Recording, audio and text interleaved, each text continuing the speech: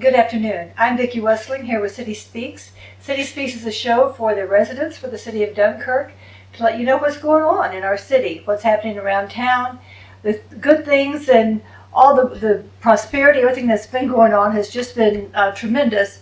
And we have someone with us today. We have Dan Palmer. Dan Palmer is was with WDOE. He's the radio sports director. He's the radio sports director and the morning show announcer.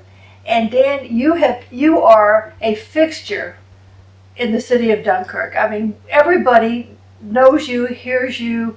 I mean, your voice is one that they know immediately who that is. So, welcome to City Speaks. Vicki, thank you so much for the invitation. I have to congratulate you on your show. We were talking and chatting before we went on the air about how it got started, and I am just so pleased to be here today, and I wish you the best of luck with all the future shows. Oh, well, thank you. Thank you very much. Now, tell us a little bit, because you are doing the sports, and of course, everybody wants to know, how did you get started? What was your career path? What did you do to get to where you are today? Well, it's a situation with me that I had no idea I would end up as a broadcaster, a sports announcer. I had no inclination that that was my path of my eventual career. In fact, when I was in school, going back to high school, middle school and high school, I was a very shy kid. I was a very, very shy kid. My grades weren't that good either. In fact, I really did not like school. I had no idea what I wanted to do once I even got into high school. I would sit in the back of the class. I'd be afraid to get in front of the class and talk. I'd make sure that I had my head down all the time, that my teacher would never call on me with a question because I was afraid to answer. And I overcame that shyness over the years. Broadcasting is something I had no idea I'd be involved with. In fact, even as late as my sophomore, junior year in high school, I had no idea what to do. Eventually, I decided on a business career. I ended up going to college in Buffalo, Brighton, Stratton, to become a business person. In fact, I wanted to become an accountant. Sounds very exciting, doesn't it? Well, it certainly is very, very different from being a broadcaster. Yeah, I had no idea about being a sportscaster at that time, but it all started with the sports, really, when my uncle gave me a transistor radio when I was about 14 years of age.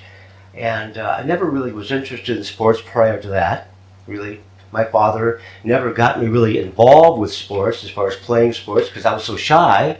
I was always afraid to play sports and make a mistake, so I really was in the background, you know. But when I got that transistor radio, I discovered not only radio, but sports and the play-by-play announcers that had done many games throughout the country, including our very own Van Miller. Yes, right. And Van Miller, certainly, he has a history and a connection. Yeah, definitely. So that's really how I got started into it. Maybe as a 14, 15-year-old listening to all those games on that transistor radio. Well, you know, and you mentioned transistor radio, and I just have to say that I'll bet you there are people watching that this don't today know what that is. who don't even have a clue what a transistor radio is. They listen on their phone now. Yes, that's right. But it was a Zenith transistor radio, and I would pick up all of the radio stations, especially at night, from out of town, out of state, you know, different broadcasters of different games. But Van Miller was the one that really got me going into sports broadcasting. I would listen to the Buffalo Bills games on my little transistor radio because back then all of the games were, not all the games were on television, so you had to listen to the games on the radio. So, and I never realized that Van Miller and I had a lot of connection, that Van Miller was born in Dunkirk like I was born in Dunkirk. Van Miller graduated from Dunkirk High School like I graduated from Dunkirk High School. Van Miller started at WDOE radio when it was WFCB radio many years ago, and I started at WDOE radio. Still never knew that. And then of course Van Miller went on to bigger and better things, and I continued to stay at my hometown station. Well, we think that's, you know, we like having you here, so we think that's bigger and better. So you just stay with us. So you decided you're in college, you're going to be an accountant. Yeah. I was still focusing on being involved with business and accounting and sales and things of that nature. But after graduating from Brighton Stratton, I said, you know what? I don't want to do this anymore. I want to be a broadcaster, because by then by that time, maybe about 19, 20 years of age, I really knew I wanted to be a broadcaster. And that's when I went to a broadcasting college in Boston, Massachusetts. And it was called Career Academy of Broadcasting. And they had some really great training. They had studios, they had in-studio training where you would actually be an announcer on the air, doing television as well as radio. And did a lot of lab work too, where you could practice speaking and your voice and all of the stuff that goes behind the scenes too. So I was in that particular school for about 5 months actually in Boston. Had a chance to go to Fenway Park and broadcast a game at Fenway Park. The Boston Garden, broadcast a game at the Boston Garden. So they give you some hands-on play-by-play training at the site. And from there, I moved on to my professional career after that. That is wonderful. So you've been with WDOE for how many years? Well, I started in 1975, so it's going on, 44 years. Yeah. And before that, I worked 5 years at the radio station in Fredonia, WBUZ, but there was no opportunity for play-by-play of sports back then at that station, so my dream really was to move to DOE. And you've been there since. Now we talk about sports because you are at all the games. Tell me, can you remember what was the most memorable game or sporting event that you have broadcast? Well, high school sports is where it's at for me. Anybody who knows me knows how much passion I have for high school sports. There are so many games. I remember broadcasting my very first Section 6 championship game. It was in the spring of 1976. That's memorable. It was Coach Al Stumother's championship team in baseball. And it was Dunkirk playing at the old Hyde Park in Niagara Falls. And I remember broadcasting that game, and Cheektowaga was the foe. And Dunkirk won that game by a score of 8-1. Bob Torrance was the pitcher for Dunkirk. I still see Bob around town, and I still comment about Bob that, I remember that game, that he was the winning pitcher. I can remember the score, I remember all the details of that game, because that was the first championship game I ever broadcast. Now, I just find this amazing that after 44 years, you remember these names of these athletes. Is there any one athlete that stands out in your mind? Anyone that you think, wow, that one really did it? Well, there are quite a few. And of course, we have to start right from the Olympic hero that we have from Fredonia. Fredonia High School's Jennifer Stasinski, Jennifer Sure. Yes. You can't beat that, being an Olympic gold medalist, right? That's right. She certainly is. Yeah. But there are many. There are many, many, many. Not just the Olympic athlete that she has become, but all of those high school kids that, even the role players that became friends of mine. Now they have their own kids, and some even have their own grandkids now too. Yeah, so that's really something, and you remember all of them. Tell me a little bit about some of the other things that you've done. You were inducted into the New York State Broadcasters Hall of Fame. That had to be exciting. That was. It was mind-boggling, actually. That developed, really funny story too. When I received the phone call from the New York State Broadcasters Association, they were talking to me about the Hall of Fame. And I had no idea that I would even be nominated or be inducted. And they mentioned the Hall of Fame induction, and I thought maybe I was nominated. And I said to the gentleman, well, how much of a chance do I have to get in eventually? And he said to me, you're in. You're in. And he mentioned that the voice of the New York Yankees, John Sterling, and his partner Susan Waldman were two of the other inductees that year, and I'm a big New York Yankee fan. Okay. So to go in with those broadcasters was quite a thrill, and the induction was in New York City. So they put me up in a beautiful hotel in New York. They had my flight all paid for and all my expenses paid for. It was a great time. And I think that these are things that people don't really know a lot about you. So congratulations to you. And I know that you're very modest, but I wanted to bring that up because I think that was just really something that's really important. When anybody has, a big, huge success like that, it's really important that we share that a little bit. Tell me, for all the things that you've done, and you've been very involved with the broadcasting, with the sports programs, with the young people, but you also do a lot in the community. Right. When I first got out of broadcast school, my main focus was sports broadcasting. And I remember, they had a guest speaker at our school. And he was talking about the joys of doing a play-by-play game and being a play-by-play broadcaster. And he said, the best part, you get to have the best seat in the house, and they actually pay you. And he said to me into the class, he said, and we make $150 a week. And I said, wow, $150 a week, will I ever make that much money? And of course that was very silly, because Right. now that's nothing. But when I got out of broadcasting school, I changed directions too. Not only was I involved and wanted to be a broadcaster for sports, but I realized that a local radio station is very important to the community and doing Yes. community events. Right. So, and you do a lot of those. Tell me a little bit about what are some of the community events that you've done. There's so many, and you have to start off with something that's happening in just a few weeks, the Special Olympics. Yes. Now, the Special Olympics over at Fredonia State, it's just a wonderful day. Besides the Olympians who train all year, there's so many high school volunteers who take part and community members who take part. Right. It's just a great day. I get a chance to broadcast and get a chance to interview the kids. And then in doing advertising, sales, that's another part of my job. Mm-hmm. I get to go out and solicit businesses who would like to support the broadcast and have their commercial announcements on the radio to support the event. Right. So Special Olympics is really a special event for me. There's the Laurel Run, which Yes. happens in July to create awareness for those with disabilities. The Relay for Life for the sport to fight cancer. Mm-hmm. There's the Alzheimer's Walk, which happens in the fall. Right. Another great event. There's so many of them. Let's talk about the Special Olympics for just a minute, because these children who participate in the Special Olympics, there are so many of them, and they are so courageous, and their passion, they want to win. But more than that, you see them hugging the winner. If they don't win, they're hugging the winner. If they don't win, they're at least congratulating the others.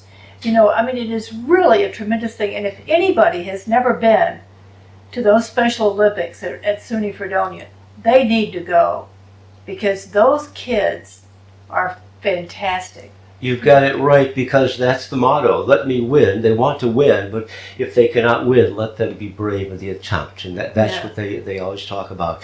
And at the finish line of all the races, you're right. There's so much hugging and there's so much joy no matter what happens. Sure. Just to be able to be there and to participate. So, and That's and one I of my have, favorite times. oh, is it? And I have actually, participated, as a counselor or as a teacher with the Special Olympics, and it's phenomenal.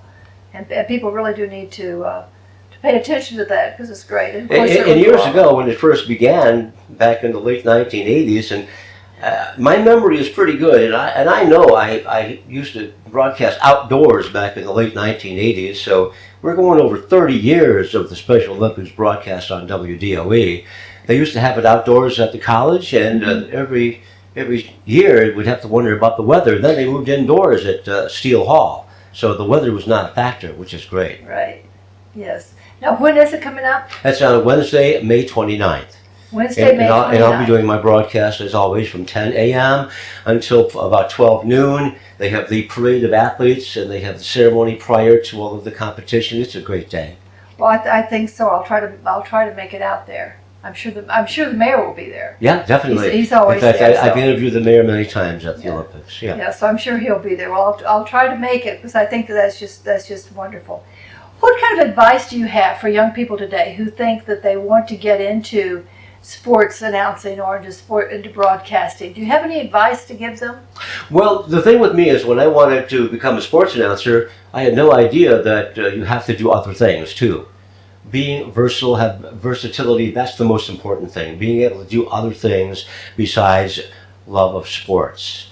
When you're watching games on television or listening to games on radio, kind of find out what it's all about, what those announcers are saying, what they're doing. But until you really do it, you know, that's the best thing, being able to do it yourself. You can practice all you want, but being a play-by-play announcer, it's a fast-moving sport, whatever the sport might be. You have to be able to think quickly and memorize numbers and know who's on the court, who's on the field. But being versatile and being able to do other things in broadcasting is very important, such as the advertising sales that I do, the commercial production that I do, just doing a morning show, which is important too, besides the sports play-by-play. I must say that after 44 years of doing play-by-play and getting up at 4 o'clock in the morning, I've sort of curtailed some of my play-by-play. And I know people miss it because I don't do all the games anymore.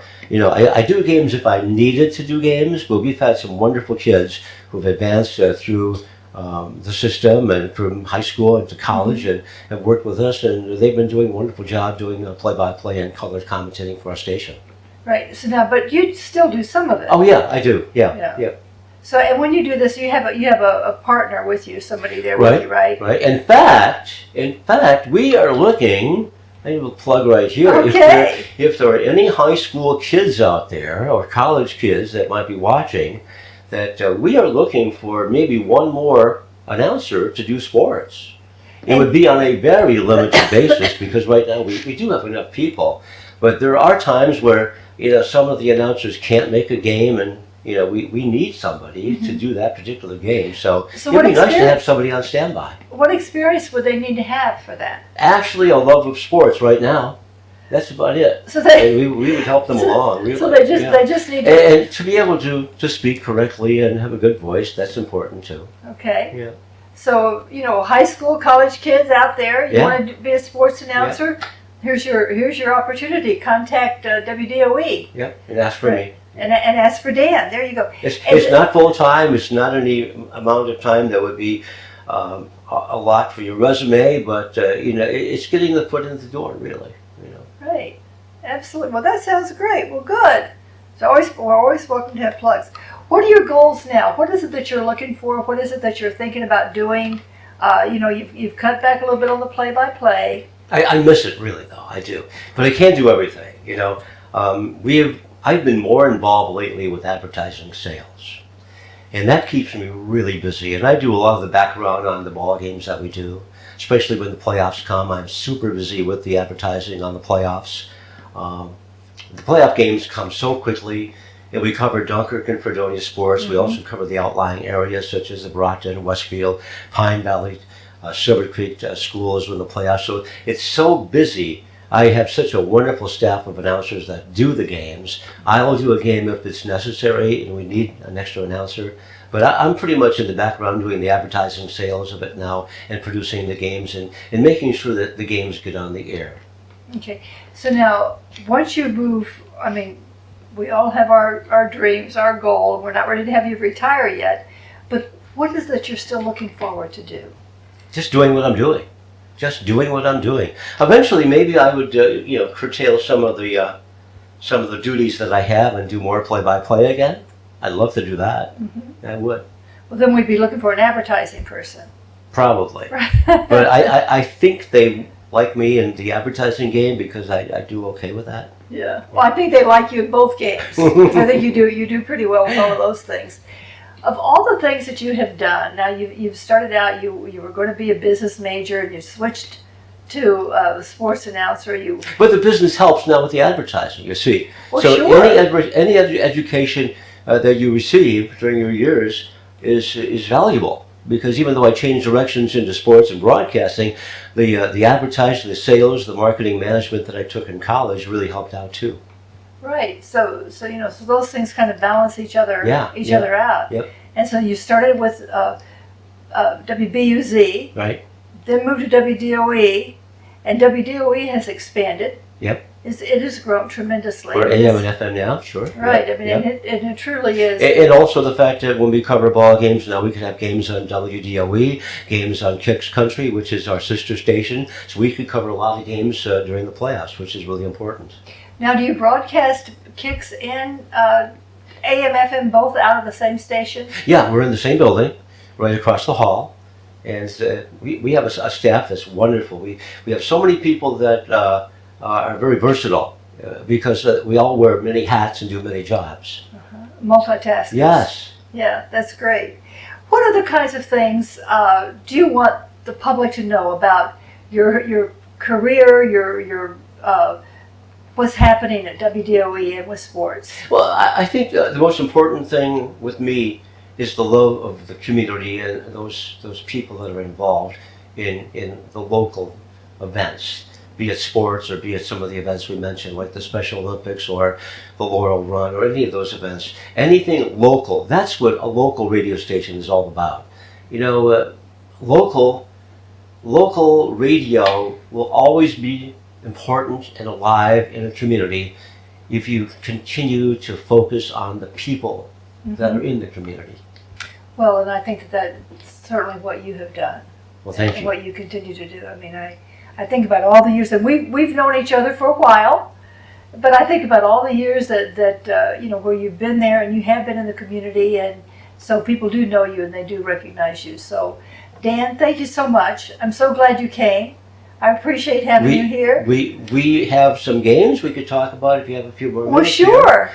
My first game I mentioned before when Bob Torrance pitched that 8-1 victory for the Dunkirk Marauder baseball team. But I remember when we did our first state championship baseball game, and that was in 1985.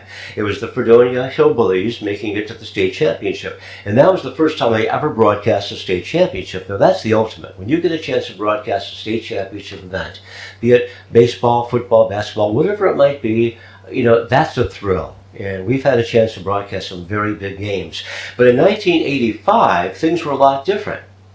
You know, in order to do a game, you needed a phone line, okay, to broadcast over a phone line.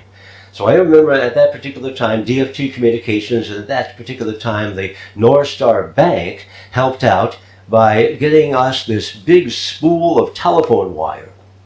And they dropped it off at the radio station, so no matter what distance the nearest telephone was, we could use this long wire, this big spool of wire, to hook up into the broadcast of the radio station covering the game.